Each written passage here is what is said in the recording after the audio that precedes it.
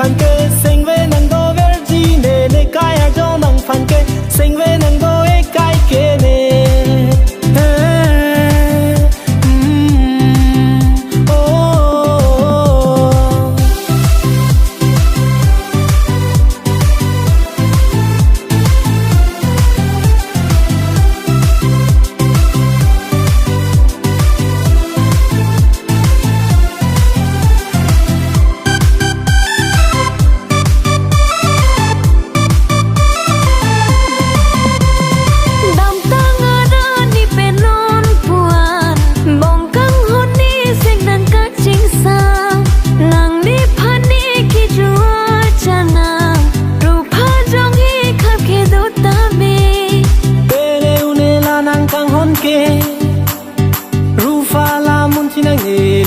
chinh hoa lại pap lên bên nắng đê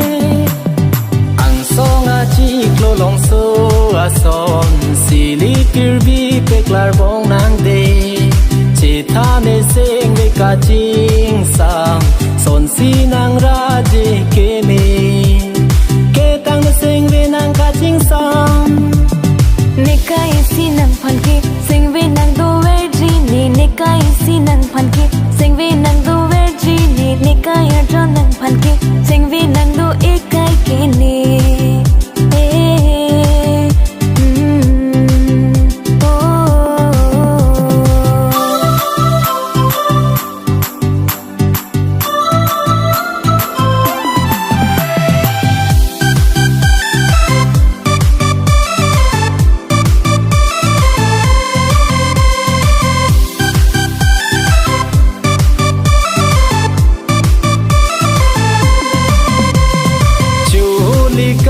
tong ching ke pu ane seng nang ka ching sam seng ve nang doi kai ke te ne u ne la nang kang hon ke son si pi ke al dong nom na pa che thang klong na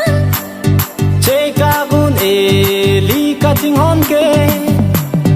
bir te ru re ti ge che te do ti ke cho bo che rap pe lo nang o kang hon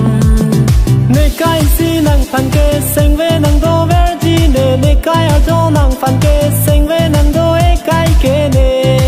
sami ne ta nang phan si seng ve do e kai ke ne